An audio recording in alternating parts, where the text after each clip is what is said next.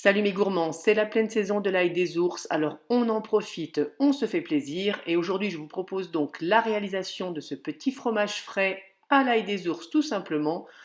Un seul ingrédient principal et franchement le résultat en vaut la peine. Je suis donc allée dans la nature cueillir de l'ail des ours avec mon mari. Retour maison, j'ai pris 1 litre de lait entier frais que j'ai mis dans une casserole.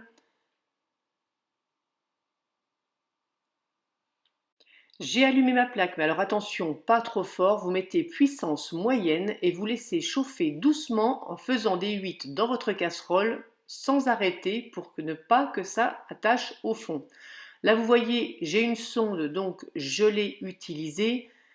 Il faut amener la température de votre lait à 85 degrés et couper le feu directement. Si vous n'avez pas de sonde, je vous rassure, pas de panique.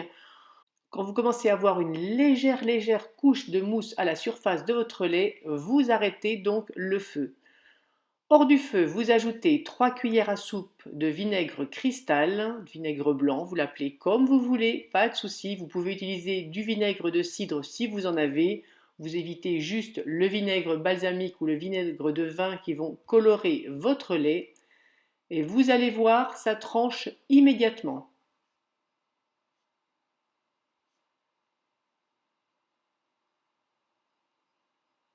On remue délicatement une dernière fois.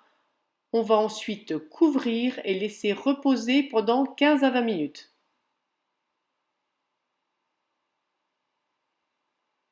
Une fois le temps écoulé, vous récupérez votre lait caillé. Vous voyez vraiment là, il est bien biphasé, ça a bien réussi.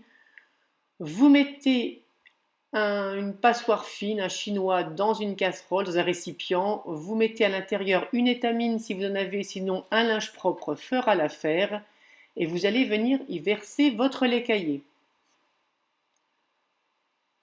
Vous refermez, vous laissez sur le plan de travail de nouveau 15 à 20 minutes.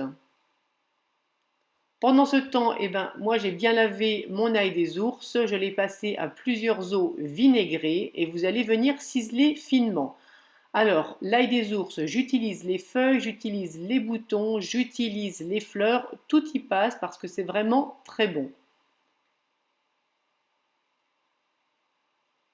On récupère l'intérieur de notre passoire, on le dépose dans un cul de poule. Vous salez, vous poivrez à votre convenance. Là, j'ai mis du poivre moulu, vous pouvez mettre du poivre grossièrement concassé et on mélange bien. Alors, à ce stade, si votre petit caillé a trop égoutté, si vous voyez qu'il est trop granuleux comme c'est le cas actuellement, vous pouvez ajouter le petit lait. Ça, c'est une partie du petit lait parce que le restant, je m'en suis servi comme liquide dans mon pain au levain et c'est juste divin. Vous rajoutez donc soit du petit lait, si vous êtes plus gourmand, vous rajoutez de la crème fraîche. Ça va vous faire plus vous rajouterez de matière grasse, plus votre fromage sera onctueux. Quand vous avez la texture que vous souhaitez, vous ajoutez donc votre ail des ours ciselé. Là, c'est pareil, vous mettez selon votre convenance. N'hésitez pas à en ajouter une bonne quantité parce que ce n'est pas comme si vous mettiez du persil et de l'ail, ça ne va pas vous arracher la bouche à la dégustation. Alors, ce qui est dommage, c'est qu'à la caméra, ça donne une préparation blanche, alors que en réel, si je peux dire ainsi, ça fait vraiment un fromage un peu vert. Voilà, visuellement, c'est super sympa. Pour le moulage, moi j'ai décidé d'utiliser mon kéfirko dans lequel j'ai mis une feuille de papier, c'est du papier filtre au fond et au-dessus. Si vous n'en avez pas, c'est pas grave. Vous faites la même chose dans un ramequin, dans un verre, dans un bol, ça fera la même affaire. Moi j'ai juste utilisé le kéfirko parce que je voulais le démouler, je voulais qu'il soit bien formé. Je l'ai réservé minimum 3 heures au réfrigérateur et voilà ce que vous obtenez quand vous le démoulez. Alors c'est juste divin, c'est subtil, c'est frais, c'est herbacé. Voilà, en tout cas, ça nous a beaucoup plu et ça a également beaucoup plu à mes collègues.